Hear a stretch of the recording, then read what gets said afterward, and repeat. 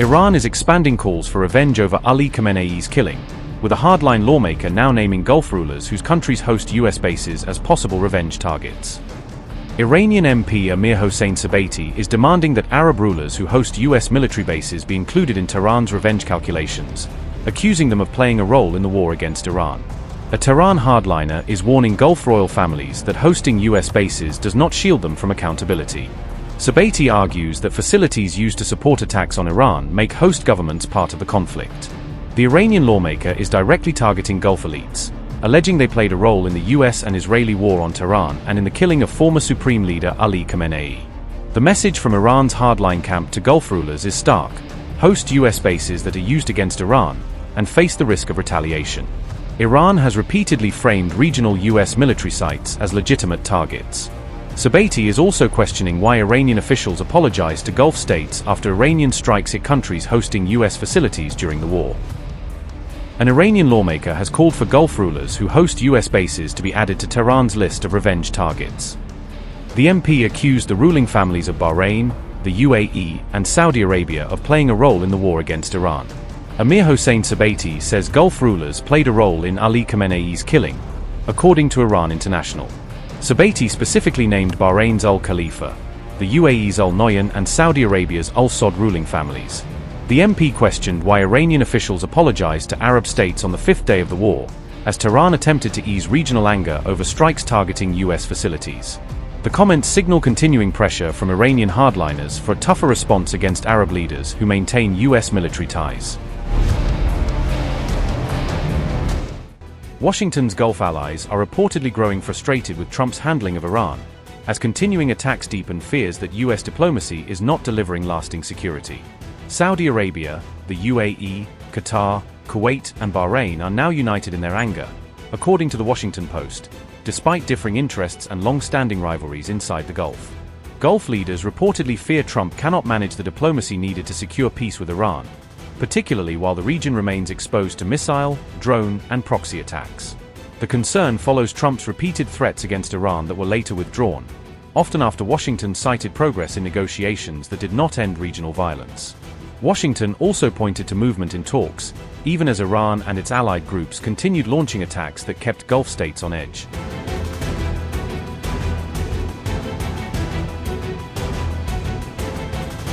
Gulf states' anger at Washington is reportedly now at its highest level since February, when Iranian retaliation began bringing the wider conflict directly to their territory.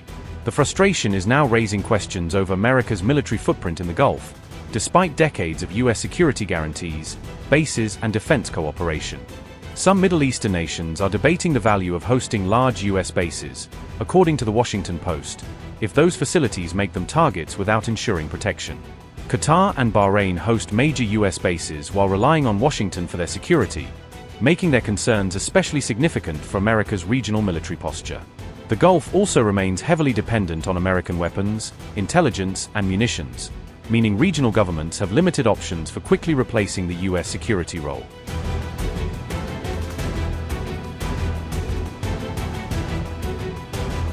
Saudi Arabia's new defense pact with Turkey and Pakistan may signal a bigger strategic shift, as Riyadh looks to build security options beyond its traditional dependence on Washington.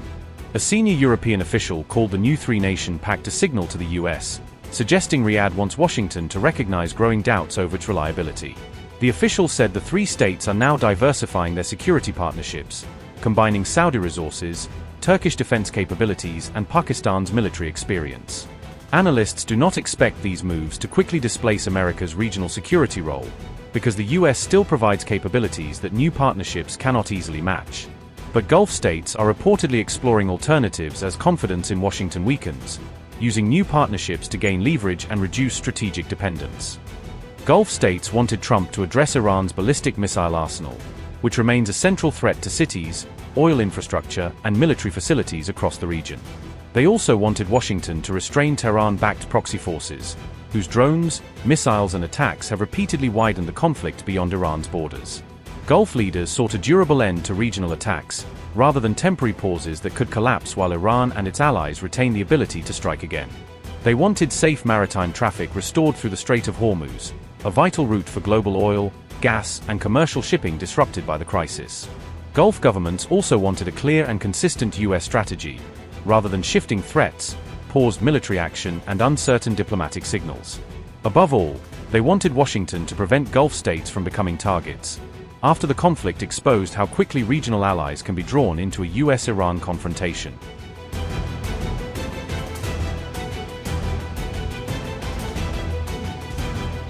Amid the ongoing war, analysts say the United States is widening its military options across the Middle East as it prepares for the possibility of a longer and more unpredictable confrontation. Reports indicate that some U.S. Air Force personnel have been called up for duty, pointing to a possible increase in operational readiness across the wider region. The deployments appear to signal a potential regional military buildup, according to an Al Jazeera report, as Washington assesses its next steps in the conflict. Analyst Michael Stevens says the US-Iran conflict has reached a difficult deadlock, with neither side able to impose a decisive outcome on the other. He argues that neither the United States nor Iran is currently winning the war, making this prolonged stalemate increasingly costly and challenging for both sides. The United States cannot launch a ground invasion of Iran and realistically expect a clear, quick, or decisive military victory, the analyst added. The Strait of Hormuz remains at the very center of this wider confrontation, because control over the strategic waterway carries major military and economic consequences. Iran says the strait will remain closed until its conditions are met, while the United States continues to claim that it has complete control over the vital passage. However, Tehran has strongly rejected US claims that the Strait of Hormuz has reopened, insisting that the waterway remains blocked until Iran's demands are accepted. One analyst says Trump is searching for a way out of the war, but without publicly admitting that the current strategy has failed to deliver a decisive victory.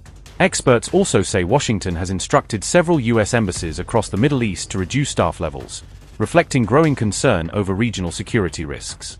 Analysts believe these preparations could indicate that a potential new attack may come in the weeks or months ahead, though the precise timing remains uncertain. Upgrade your news experience with the all-new HT app. Download now.